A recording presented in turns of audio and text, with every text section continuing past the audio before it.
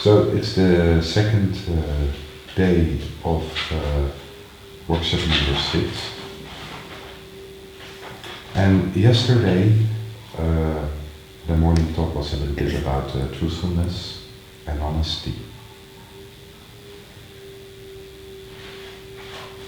For me, what I try to give is the message is the more truthful we can be, at least towards ourselves and in daily life,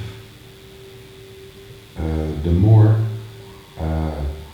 you are basically building up your natural existence.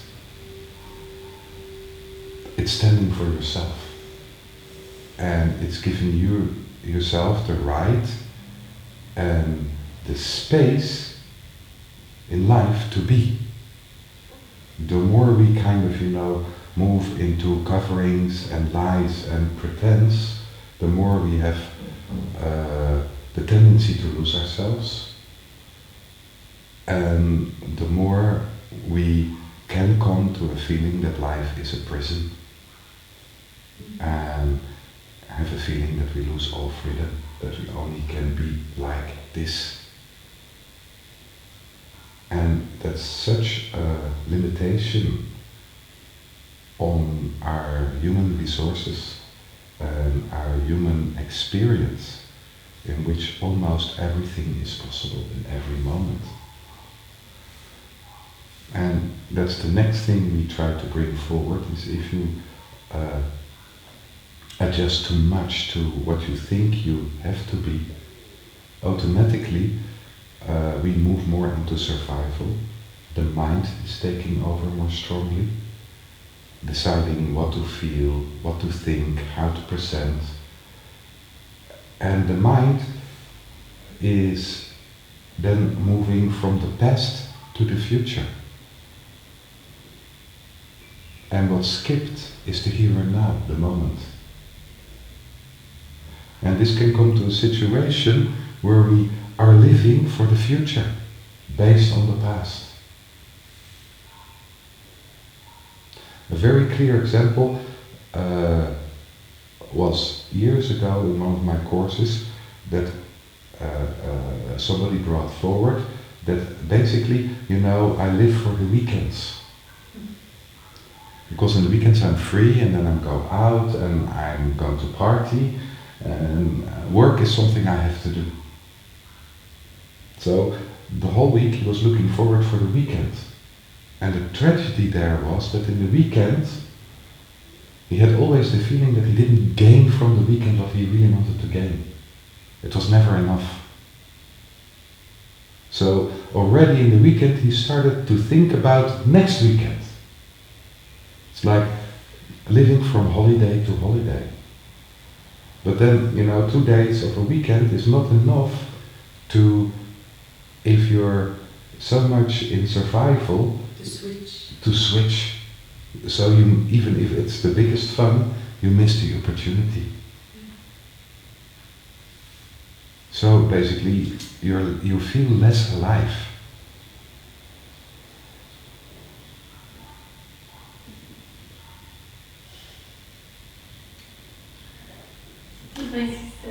Yeah. So today we want to talk a little bit about authority, because authority is so important, because it's often based on authority that we are not truthful towards ourselves. We talked about that yesterday. We give other people authority, and it's good to go more to the depth of that, I think.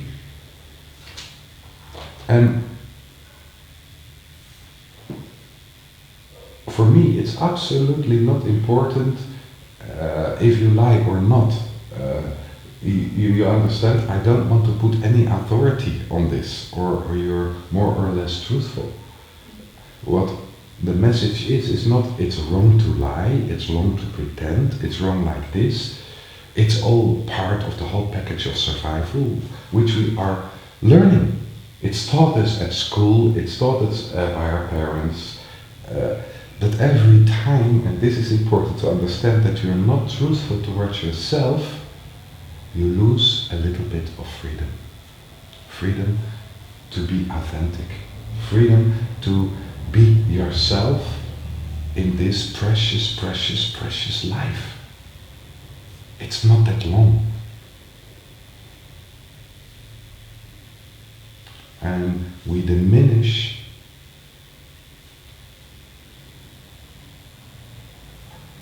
our ability by it to experience life to the depth.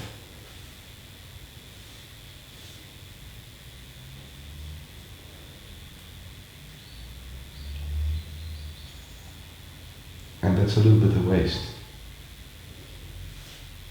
There's this beautiful movie of SpongeBob. You know, they both have this big piece of chocolate.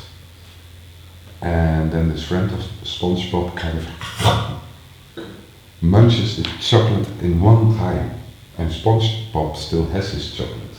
And he gets totally into a panic. Where is my chocolate? Where is my chocolate? And SpongeBob tries to tell him, you just ate it. He didn't even tasted it. This is a little bit about this. You know, if we don't experience life, things just pass. There is no momentum in it. And humans have such a beautiful possibility to create momentum. To bring not only themselves, but also the whole environment in the experience which is there, a life forever. We will be talking about that another moment. But now about authority. Would you like to take over, sweetheart?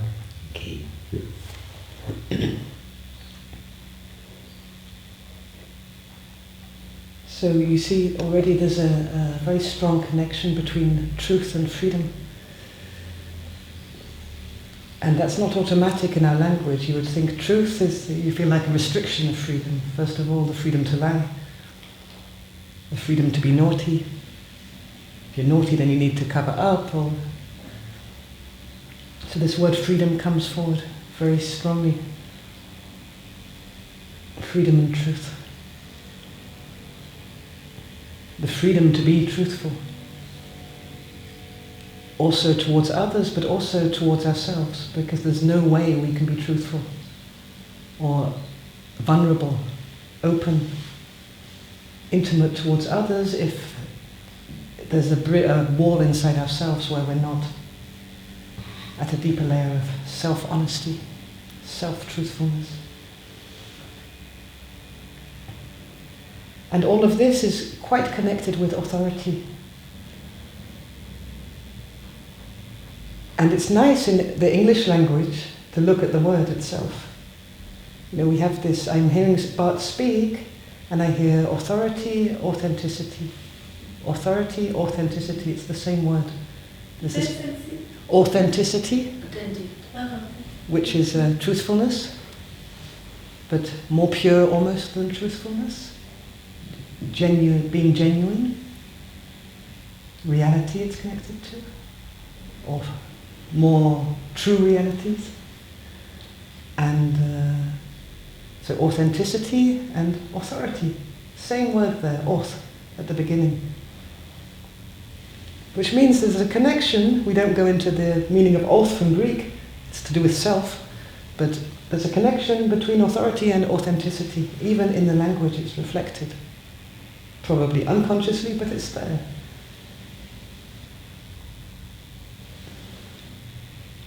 When we really move with our own authority, there's much greater authenticity. You can be trusted.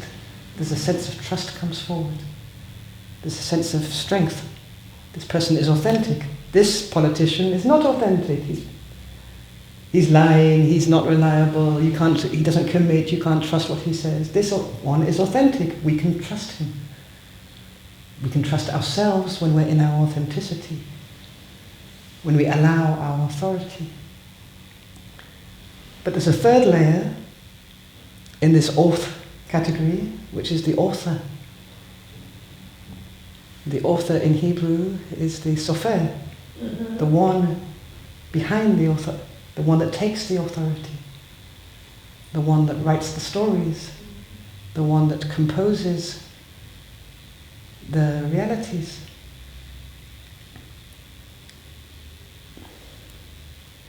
So it's really clear that we are the authors of our own experience.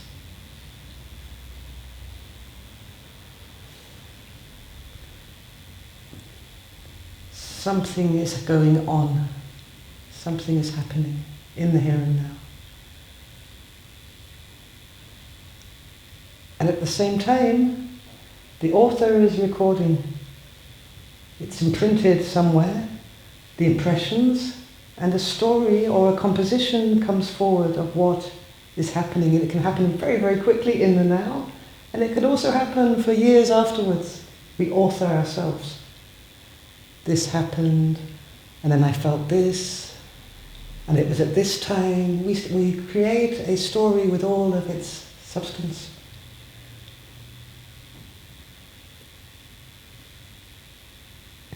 Unconsciously, this authoring process is happening in the creation of ourselves. I am this, am I the fat girl with the curls? Is this in the story or out the story? Is it there as a comic fixture? Is it there as a woundedness? There are many, many authority choices. And it's so good, without having talked about it before, to hear Bart talk about freedom. Because in the remembering of the freedom and responsibility we have as authors, then we're allowed to change. We're allowed for, there are novels where 2 stories happen at once. So that 2 stories is also possible. We're allowed flashbacks. We can regress to a previous self if that's needed, in a deeper story.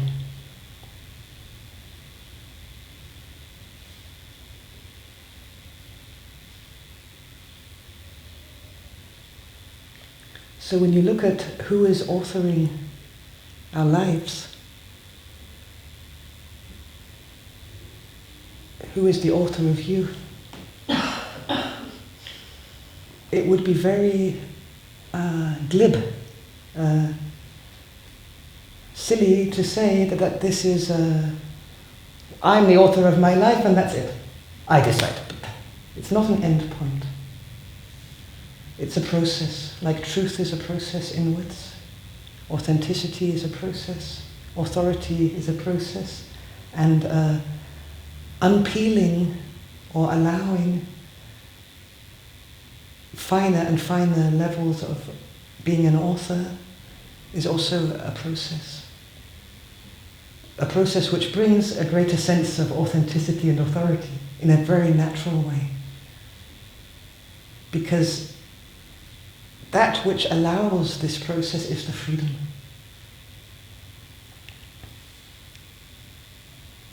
You couldn't go into this process of who is the author of my life if you did not deep down know, remember, feel your freedom. Even when you say, okay, I can change the story, I can go back a step, I can rechange the story, there's a freedom in it. There's a freedom where you know that it's not ultimately who you are. It's a way that you're taking form, and it's a way that you're enjoying and taking part in the service or pleasure of being human. Like a work of art, like a sculpture or a painting. There's a freedom in knowing that you are not the painting, but you are the artist. That no matter how close and authentic the story is, it's still the story. And the stories can be of tremendous service, or not.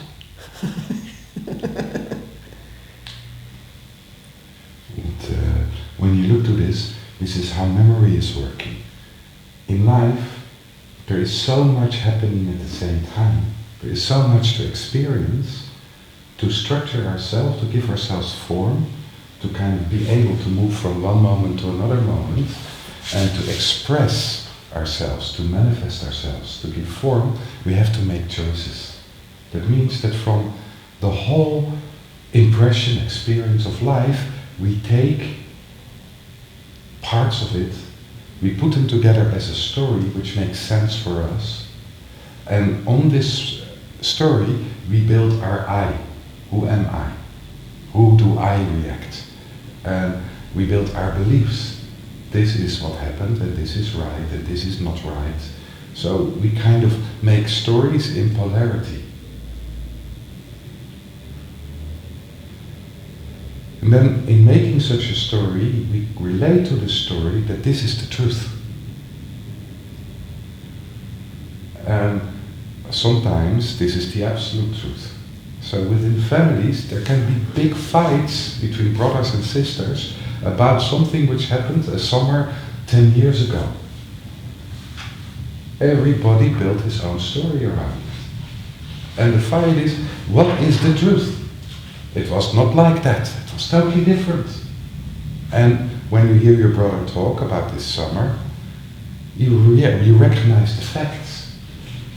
And then you come forward with your facts. But didn't you see this and this happened and daddy said this to mommy and yeah, but also this happened and this happened.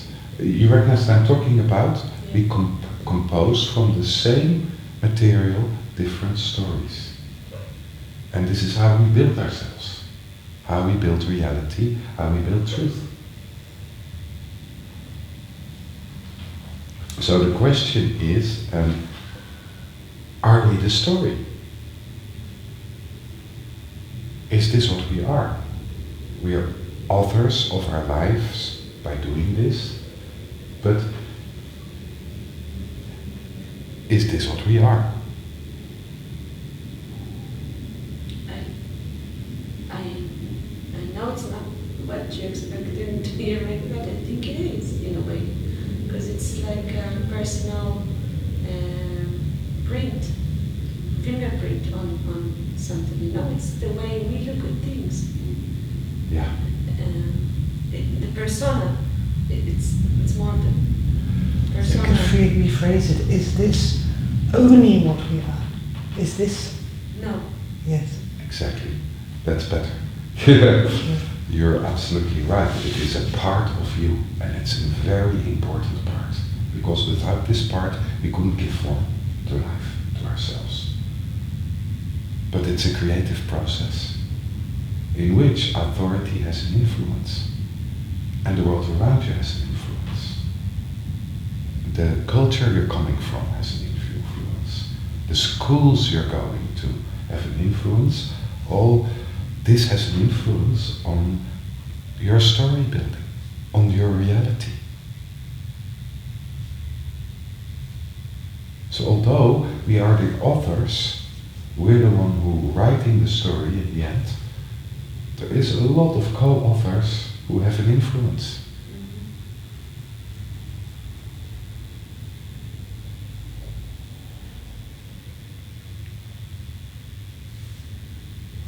And is it right that they have an influence? Is it right that Yair has an influence on how you derive life? Because when you're together with somebody, when we are together, we derive life in a way, separate and mutual. Otherwise you couldn't communicate to the depth. So basically I became a co-author of Georgi's reality, and Georgi became a co-author of my reality. This is how it works.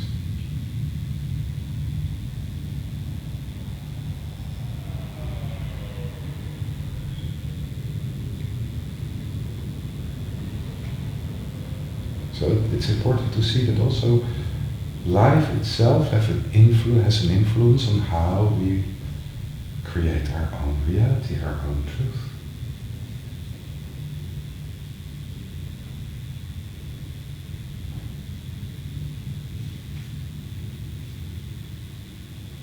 You want to take over again? So we're beginning to sense that while allowing that we are the authors of our feelings and our thoughts and our stories, we are also not an island. There are others. Other thoughts, other feelings, other stories, like we spoke about yesterday on the level of the root chakra, other ways to structure.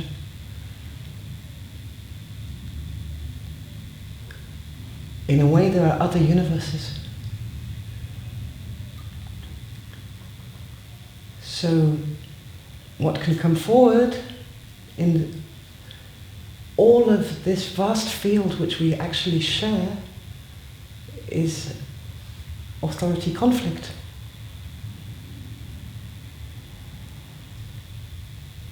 And we are in no way saying that you have to be the dictator that has the authority over everything that's happening in your lives, in your families, in your workspace. That's more a movement of responsibility. I take responsibility for what is there. On another layer, there are other authorities. There is your boss. He is the authority in this context. But in remembering the freedom, which is very closely connected with responsibility, we make a choice for a certain period of time to give another authority. Sometimes this choice is made, which, if the choice is made consciously and out of freedom, in no way cancels out the author. He becomes a player with authority within the story. At the same time that as the story plays out, the other is an authority. It becomes an issue if we lose ourselves as the author behind it, behind the choice. So let's take a really simple example. Bart is an amazing cook. When he's here, I consciously choose to give him the authority over the kitchen. Everything is fine until he suddenly can't be there and I move stuff and the authority is punctured in a way. And then an annoyance comes forward which hits an authority issue because now he's challenging another part, another wound. It's an authority conflict. I gave it out of freedom, but suddenly I'm entangled because I also need to be responsible. So these kind of situations can come forward which immediately requires that we step back. And what comes forward then is the need for communication and negotiation, co-authorship. What it moves through is quite difficult when there is an authority wound. It can bring up feelings of incredible helplessness, like almost the feelings of a child, which the child was very much formed by the authority of its parents at the beginning. So this can come forward, the helplessness, disempowerment. This is in the best case scenario. These feelings need to be allowed in order for the deeper movement to take place. Also can come forward the pain of rejection. And fear, a lot of fear. There's a lot of fear around authority, and there's a good reason. Because often when there's an authority conflict, it looks like a power struggle. And sometimes it is a power struggle. It's already gone down a notch to a more vulgar level of form. So the one that threatens, the one that punishes, the one who doesn't give up is more powerful, and the other is forced into a position which is over their natural rhythm, feeling, sense. And this, at its extreme spectrum, is connected with abuse. But it's a power struggle. It's a power struggle which you find ingrained between man and woman. Domination and surrender. This means, and I'm going to try and keep it practical, but rather than going too much into the philosophy, if you find yourself being threatened, if you don't do this, then this. If you don't clean the house, I'm going to get rid of all of your dogs, all of your pets. If you find yourself threatened, and they threaten in the school system here all the time, if you don't come with a hat and a bottle of water, you're not coming to the school trip. When you find yourself being threatened, stop. Take a step back into the freedom to choose how you want to move with that. Because we have all the freedom not to respond to a threat. A threat is trying to use the fear against you.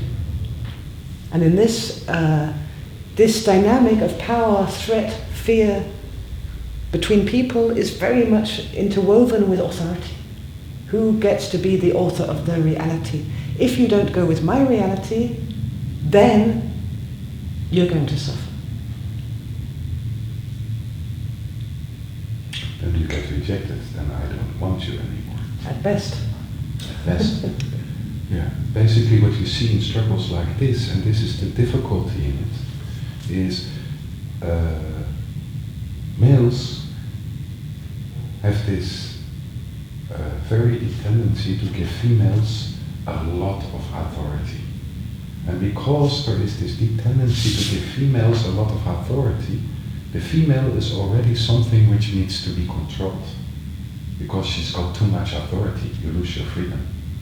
It's absolutely sick, but it's kind of cultural there. The same is with females. Females have the tendency to give males a lot of authority. And basically there is also in some females a tendency to deliver themselves. You know, he has to take care of me, he has to protect me. And then if you look how he's protecting you, you think, oh, that's quite clumsy. That's not what I need. You know, please, you know, where's your sword? You understand what I'm talking about? This is cultural brought in. At school systems, a little bit the same. You know, there's a lot of authority in the school system. And at the same time, the authority which is in the school system goes together with responsibility, also in relationships. But responsibility is difficult, so we dump the responsibility back on the other person. So there is a whole knot there. It's maybe interesting to go more deeply into it, but it's not really where I want to go. What I want to go is that if there is a struggle on basis of giving each other authority over our own truth, reality, how you have to feel something, how you have to be, how you have to perform, how you have to get reality. We visit a friend together and we come home and I ask, how was it for you? Great. How was it for you? Awful. There's a problem because we had a different experience. This is unsafe for a lot of people. You understand? Why was it awful? Because she said this and he said that and that happened, and didn't you see the pain in her? Don't you see me? Yeah, don't you see me and my position? How I suffered. Exactly. Divorce. You don't see me at all, you don't get me. Yeah, not immediately divorce, but what is happening, and this is kind of to see really in the subtle stages what's happening. It's almost unbearable when the other person has a different experience. So what you're going to do is to start a manipulation, a co-authorship on the experience of the other person. Yes, but you are very sensitive in this. Maybe you should look at yourself.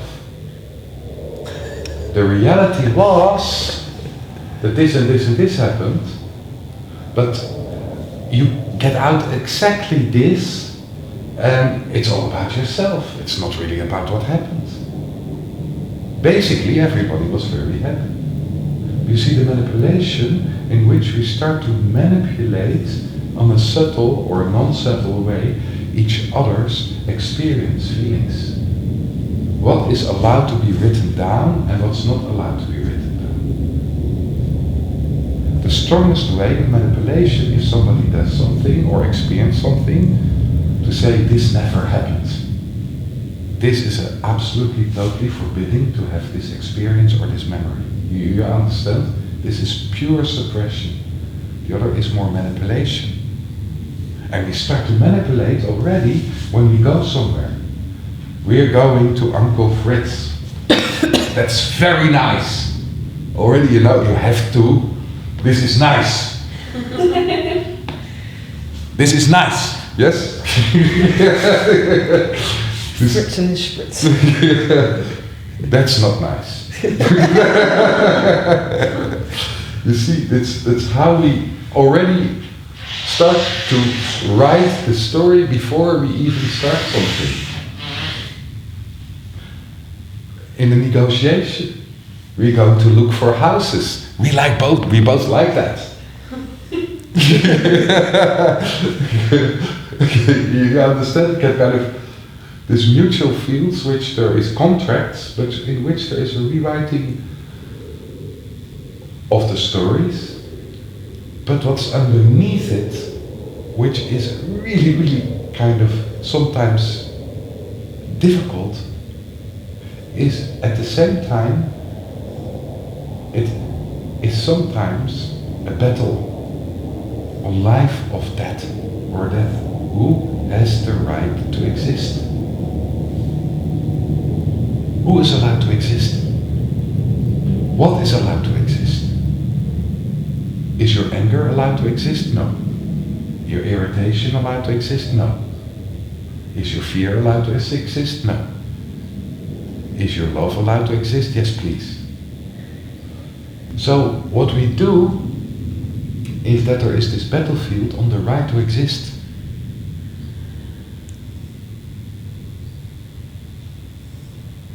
And this battlefield on the right to exist is killing.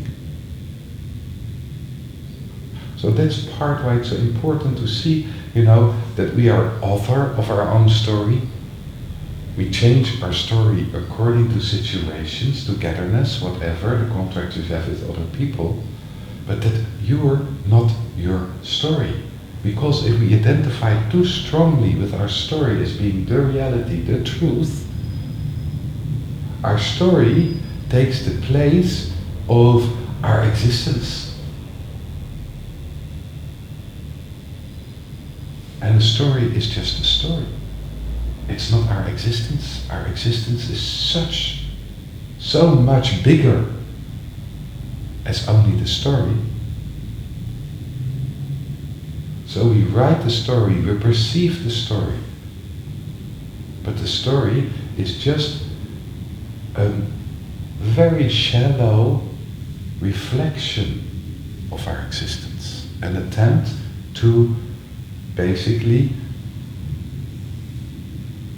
and we take this as what we are, but it's basically a reflection to try basically order our experience, order our beliefs, give order to our thoughts, which is necessary. But it not necessarily says anything about our existence.